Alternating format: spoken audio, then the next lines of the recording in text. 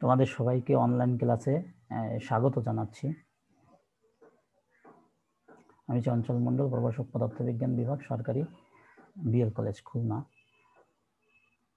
ইতিমধ্যে তোমাদের প্রথম পত্রের চতুর্থ অধ্যায়টা তোমাদের নিয়েছি। তো আজকে তোমাদের দ্বিতীয় পত্র, পদার্থবিজ্ঞান দ্বিতীয় পত্রের দ্বিতীয় অধ্যায়, যেটা স্থিরতড়িৎ, এই স্থিরতড়িৎ অধ্যায়ে ক্লাস নেব। এটা আমাদের প্রথম ক্লাস। তোমরা বাসায় বসে পড়াশোনা করবে।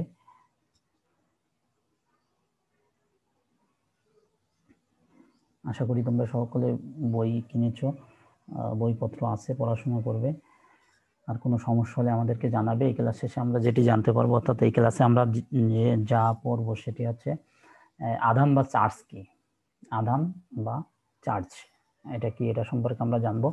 চার্জের কোয়ান্টাম সম্পর্কে ধারণা, চার্জ কোয়ান্টাইত, এই সম্পর্কে আমরা বলবো এই ক্লাসে। চার্জের সংরক্ষণশীলতা সম্পর্কে ধারণা, সবকিছুরই সংরক্ষণশীলতা আছে তোমরা জানো, চার্জেরও সংরক্ষণশীল সূত্র মেনে চলে, এটা সম্পর্কে আমরা জানবো। এবং কুলম্বের সূত্র, এটা কুলম্বের সূত্র কিছুটা তোমরা জানো, এই সম্পর্কে আমরা আজকে একটু বিস্তারিত আলোচনা করব। প্রথমে আমরা আসি চার্জ বা আধান। এটা কি? পদার্থ সৃষ্টিকারী কণাগুলোর মৌলিক ও বৈশিষ্ট্যমূলক ধর্মকে আধান বলে। পদার্থ সৃষ্টিকারী যে কণা, সেগুলো কি কি? ইলেকট্রন, প্রোটন এবং নিউট্রন। যদিও এর থেকে ক্ষুদ্রতম অংশ আছে, তারপরে আমরা এটাকে মৌলিক বলে থাকি। ইলেকট্রন, প্রোটন এবং নিউট্রন, এই কণাগুলোর মৌলিক এবং বৈশিষ্ট্যমূলক যে ধর্ম, সেই ধর্মটা হচ্ছে আধান। মৌলিক এবং বৈশিষ্ট্যমূলক ধর্ম কি? এর চার্জ আছে, ভর আছে, ঠিক বিভিন্ন ধরনের বৈশিষ্ট্য আছে। তো আমরা চার্জ নিয়ে যেহেতু আলোচনা করব, এটা সাধারণত খ্রিস্টের জন্মের প্রায় 600 বছর পূর্বে গ্রিক দার্শনিক থেলিস প্রথম একটি অ্যাম্বার অর্থাৎ পাইন গ্যাসের শক্ত আঠা, সেই আঠাকে রেশমি কাপড় দ্বারা ঘষে ছোট ছোট কাগজের টুকরা তার কাছে নিয়ে আসলেন এবং দেখলেন যে সেগুলো আকর্ষণ করে। অ্যাম্বারের গ্রিক নাম হচ্ছে ইলেকট্রন, অ্যাম্বার। তাই ইলেকট্রন থেকে ইলেকট্রিসিটি বা বিদ্যুতের উদ্ভব ঘটছে, বিদ্যুৎ শব্দের উদ্ভব ঘটছে সেই ইলেকট্রিসিটি থেকে, ইলেকট্রন থেকে আসছে। তোমরা বাসায় একটি পরীক্ষা করে দেখতে পারো যে চিরুনি দিয়ে মাথা আশ্রিয়ে, মাথার চুল আশ্রিয়ে তোমরা ছোট ছোট কাগজের টুকরাকে যদি সেই চিরুনির কাছে নিয়ে আসো, দেখবা যে চিরুনিটা ওই কাগজের টুকরাকে আকর্ষণ করছে। অর্থাৎ এখানে কি হয়েছে? আকর্ষণের সৃষ্টি হয়েছে, অর্থাৎ চার্জের উদ্ভব ঘটছে, আধান বা চার্জের তৈরি হয়েছে। ঘর্ষণের ফলে প্রত্যেক বস্তুই কি করে? আকর্ষণ করে। এই ঘটনাটা তড়িৎ, আমরা বলি যে তড়িতের উদ্ভব ঘটেছে এই ঘটনার ফলে। সেই তড়িৎ বা তড়িৎটা কি? যে স্থির বা গতিশীল আধানের ক্রিয়াকে, স্থির বা গতিশীল আধান, স্থির হতে পারে এবং গতিশীল হতে পারে, দুই প্রকার হতে পারে। এই দুইটার উপরে ভিত্তি করে এটা আবার কয় প্রকার? দুই প্রকার। একটা হচ্ছে স্থির তড়িৎ। স্থির তড়িৎ কি? স্থির আধানের ক্রিয়াকে স্থির তড়িৎ বলে, আর চল তড়িৎ বা চলতড়িৎ, গতিশীল আধানের ক্রিয়াকে চলতড়িৎ বলে। গতিশীল আধানের ক্রিয়া তোমরা জানো যে আমাদের বাসাবাড়িতে যে আমরা বিদ্যুৎ ব্যবহার করি, বাসাবাড়ির বিদ্যুৎটা যেটি লাইট, ফ্যান, এগুলো চলে, এগুলো হচ্ছে ইলেকট্রনের প্রবাহ। এই ইলেকট্রনের প্রবাহটাকে আমরা বলি চলতড়িৎ, অর্থাৎ এগুলো চলাচল করতে পারে। আর স্থির তড়িৎ হচ্ছে, স্থির তড়িৎটা এক বস্তু থেকে আরেক বস্তুতে যেতে পারে। অর্থাৎ আমরা জানি যে কোনো একটা নিউক্লিয়াস, অর্থাৎ প্রত্যেক পদার্থ ক্ষুদ্র ক্ষুদ্র কণা দ্বারা গঠিত। আমরা জানি এই কণাগুলোকে কি বলে?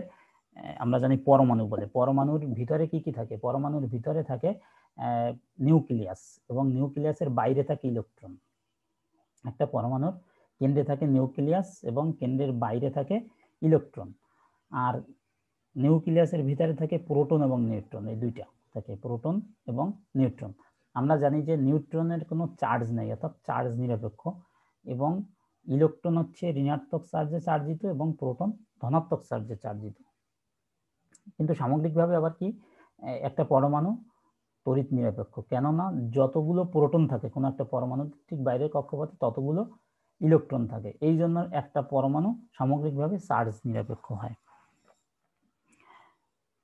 এই প্রোটন এবং ইলেকট্রন এর যে বৈশিষ্ট্যমূলক ধর্ম, সেটাই হচ্ছে আমাদের আধান বা চার্জ। কোনো পরমাণুতে যতক্ষণ পর্যন্ত না ইলেকট্রন এবং প্রোটন সংখ্যা সমান থাকে ততক্ষণ পর্যন্ত সেটি কি তড়িৎ নিরপেক্ষ থাকে, অর্থাৎ নিস্তড়িৎ থাকে। পরমাণুতে যদি এদের সংখ্যার যদি আধিক্য দেখা দেয়, কোনোটা যদি বেড়ে যায়, যদি ইলেকট্রনের পরিমাণ যদি বেড়ে যায়, আমরা জানি যে কোনো পরমাণুর বাইরের কক্ষপথে ইলেকট্রন থাকে, এই ইলেকট্রনটি যে কোনো খুবই সহজেই এক বস্তু থেকে আরেক বস্তুতে যেতে পারে, স্বাভাবিক ঘর্ষণের ফলেই চলে যেতে পারে। যদি ঘর্ষণ পায় তাহলে বাইরের কক্ষপথ থেকে ইলেকট্রনগুলো একটা বস্তু থেকে আরেকটা বস্তুতে যেতে পারে এবং এর বন্ধন দুর্বল, এই দুর্বল বন্ধনের কারণে এটি বিচ্ছিন্ন হয়ে যেতে পারে। তাই কোনো বস্তুতে যদি ইলেকট্রনের সংখ্যা বেড়ে যায় তাহলে সেটি হবে কি ঋণাত্মক চার্জে চার্জিত। আর যদি কোনো বস্তুতে প্রোটনের সংখ্যা বেড়ে যায়, অর্থাৎ প্রোটনের সংখ্যা বাড়বে কিভাবে, যদি ইলেকট্রন চলে যায় কোনো বস্তুতে, তাহলে যে বস্তু থেকে ইলেকট্রন চলে গেল সেই বস্তুতে ইলেকট্রনের ঘাটতি দেখা দিল, তার মানে প্রোটন বেড়ে গেল। প্রোটন বেড়ে যাওয়ার ফলে সেখানে ধনাত্মক চার্জে চার্জিত হবে। তাহলে দুইটা চার্জে চার্জিত হতে পারে, একটি ঋণাত্মক চার্জ আর একটি ধনাত্মক চার্জ, দুইটা চার্জে চার্জিত হতে পারে।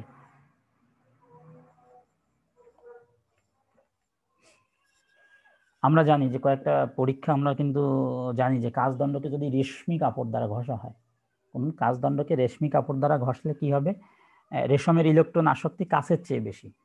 তাই যখন পরস্পরের সাথে ঘষা হবে তখন কাচ থেকে ইলেকট্রন কিসে যাবে, রেশমি কাপড়ে চলে যাবে। রেশম হবে ঋণাত্মক আধানে এবং কাচদণ্ড হবে ধনাত্মক আধানে আহিত হবে। আবার আছে ফেলানিলের সাথে যদি ইবোনাইট দণ্ড ঘষা হয় তাহলে কি হবে, ইবোনাইট দণ্ড ঋণাত্মক আধান এবং ফেলানাল ধনাত্মক আধানে আহিত হবে। ইবোনাইটের ইলেকট্রন আসক্তি বেশি ফেলানিলের চেয়ে, তাই কি হবে, ঘর্ষণের ফলে ফেলানিল থেকে ইলেকট্রন ইবোনাইট দণ্ডে চলে যাবে। তাহলে ইলেকট্রন যদি ইবোনাইট দণ্ডে চলে যায় তাহলে ইবোনাইট দণ্ড ঋণাত্মক আধানে আহিত হবে এবং ফেলানিল ধনাত্মক আধানে আহিত হবে। এভাবে এক বস্তু থেকে আরেক বস্তুতে আধানের কম বেশি হয় এবং আধানের কম বেশি হলে সেটা হচ্ছে তড়িতের সৃষ্টি হয়। সেক্ষেত্রে অর্থাৎ চার্জের কম বেশি হবে, চার্জের কম বেশি হলে সেটি হবে তড়িতের সৃষ্টি হবে। তাহলে আমরা তড়িৎ জানলাম, স্থির তড়িৎ এবং চল তড়িৎ, এই দুই প্রকারের তড়িৎ। আমরা এই অধ্যায়টা, তোমাদের পরবর্তী অধ্যায়টা আছে চল তড়িৎ সম্পর্কে, পরের অধ্যায় আমরা এই অধ্যায়ে স্থির তড়িৎ নিয়ে আলোচনা করব।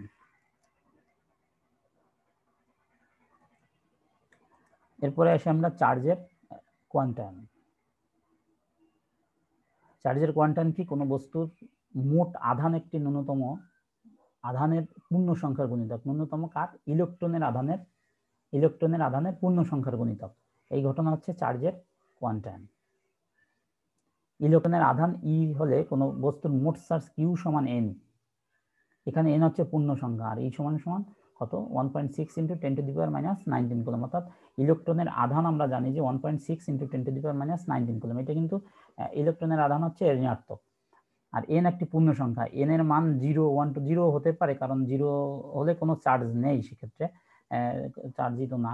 আর যদি এন এর মান যদি 1 হয় তাহলে ইলেকট্রনের আধানের সমান হবে। 2 হতে পারে, 3 হতে পারে, 3 গুণ, 4 গুণ, 5 গুণ, 6 গুণ এরকম হতে পারে। কিন্তু আমরা যদি বলি 1.5 গুণ, এটা কি একটা ভগ্নাংশ, এটা সম্ভব না।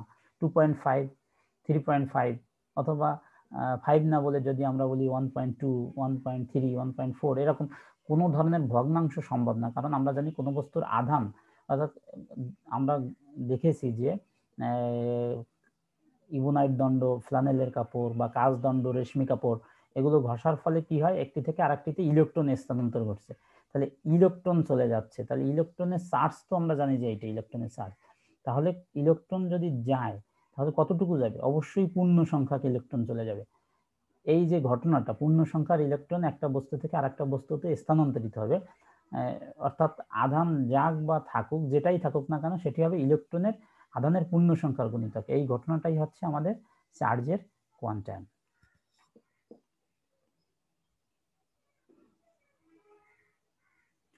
কনজারভেশন অফ চার্জ, অর্থাৎ চার্জের সংরক্ষণশীলতা।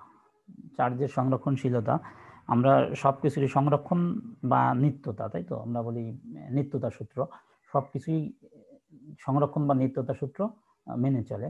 আমরা বিভিন্ন ধরনের শক্তি জানি, গতিশক্তি, বিভব শক্তি, সবগুলোই সংরক্ষণশীল সূত্র মেনে চলে। কাজে চার্জ এটিও সংরক্ষণশীল বা নিত্যতা সূত্র মেনে চলবে। সেই সূত্রটা কি, জগতের মোট আধানের পরিমাণ সর্বদা ধ্রুবক, অর্থাৎ পৃথিবীতে যত আধান আছে সেই আধানের পরিমাণ ধ্রুবক। এই ঘটনাকে চার্জের সংরক্ষণশীলতা বলে। অর্থাৎ চার্জ সৃষ্টি বা ধ্বংস করা যায় না, কেবল এক বস্তু থেকে অন্য বস্তুতে স্থানান্তরিত হয়, তাই তো? তার মানে পৃথিবীতে যত আধান আছে তার পরিমাণ নির্দিষ্ট। আমরা দেখেছি যে কাচদণ্ড রেশমি কাপড় দিয়ে যদি ঘষি, তাহলে কাচদণ্ড থেকে ঋণাত্মক আধান কিসে যাবে? রেশমি কাপড়ে যাবে। কাচদণ্ড থেকে ঋণাত্মক আধান যাবে রেশমি কাপড়, এবং কাচদণ্ড ঋণাত্মক আধান সেই পরিমাণে হ্রাস পাবে। অর্থাৎ কি, কাচদণ্ড কি হবে? সেই ধনাত্মক আধানের উদ্ভব হবে। তাহলে কি হলো? একটা বস্তু থেকে আর একটা বস্তুতে চার্জ চলে যাবে। অর্থাৎ কাচদণ্ড থেকে রেশমি কাপড়ে যে পরিমাণে ঋণাত্মক আধান যাবে, রেশমি কাপড় ঠিক সেই পরিমাণে ঋণাত্মক আধানের উদ্ভব ঘটবে। তাই বলতে পারি যে আমরা কি, চার্জের সৃষ্টি বা ধ্বংস করা যায় না। কি হবে?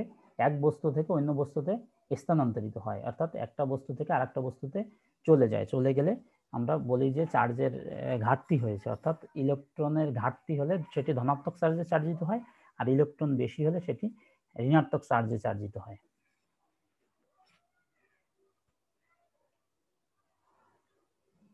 কুলম্বস ল, কুলম্বের সূত্র। কুলম্বের সূত্রটাকে তোমরা জানো যে কুলম্বের সূত্রটা কিছুটা তোমরা পড়ে এসেছো। দুইটা আধান, আমরা জানি যে দুইটা আধান কিরকম হতে পারে? আধান ধনাত্মক আধান বা ঋণাত্মক আধান দুইটা হতে পারে।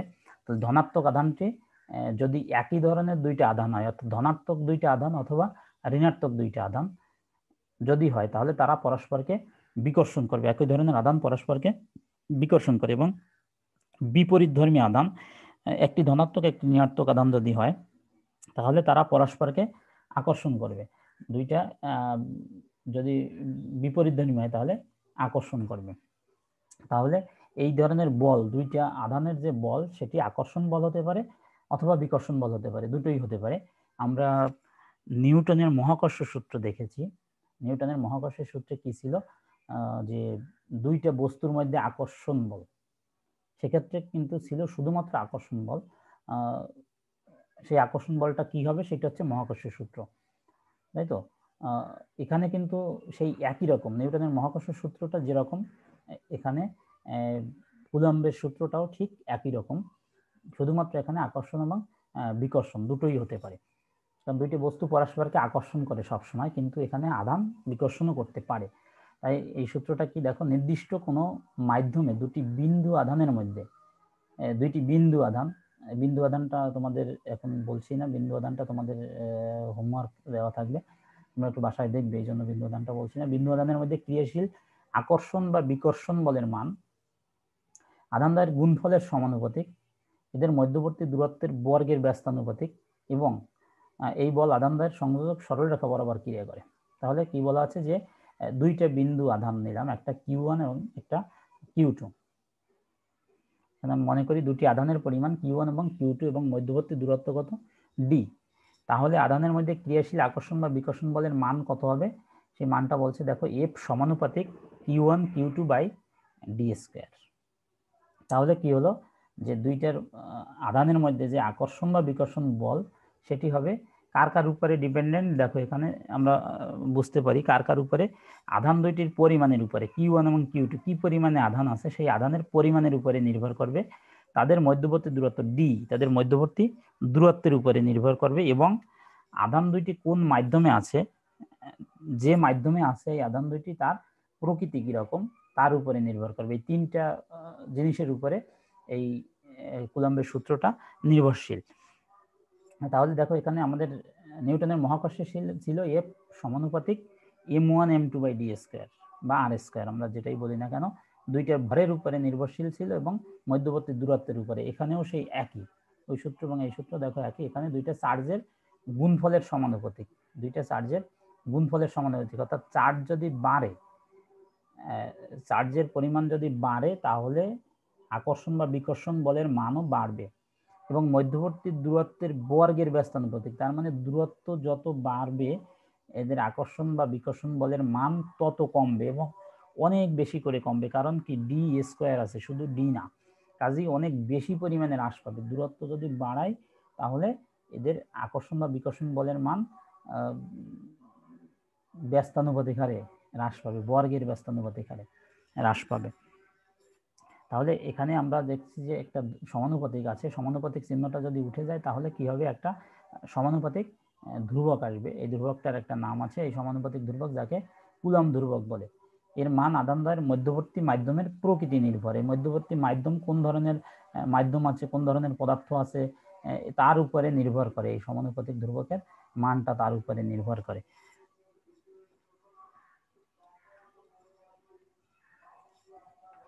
তো এটা সম্পর্কে আমি বিস্তারিত তোমাদের পরের ক্লাসে আবার আলোচনা করব। তোমরা তোমাদের কিছু বাসার কাজ দিব, এই কাজগুলো তোমরা কাগজে লিখে কমেন্টে আমাদের জানিয়ে দিবে, যে যে করতে পারবে। আশা করি সবাই পারবে। এগুলো আমরা আলোচনা করেছি। দেখো, ঘর্ষণের ফলে আধানের সৃষ্টি হয় কিভাবে, আমি বলেছি ঘর্ষণের ফলে আধানের কিভাবে সৃষ্টি হয়। তোমরা সেই বিষয়টা একটু লিখবে, লিখে জানাবে। বিন্দু আধান কাকে বলে, বিন্দু আধানটা তোমাদের বলিনি। বিন্দু আধানটা তোমরা একটু বই খুঁজে বের করে সেখান থেকে পড়বে, পড়ে জানাবে যে বিন্দু আধানটা কি, লিখে আমাদের জানাবে। কোনো বস্তুকে হাত দিয়ে ঘর্ষণ করলে চার্জিত হবে কি?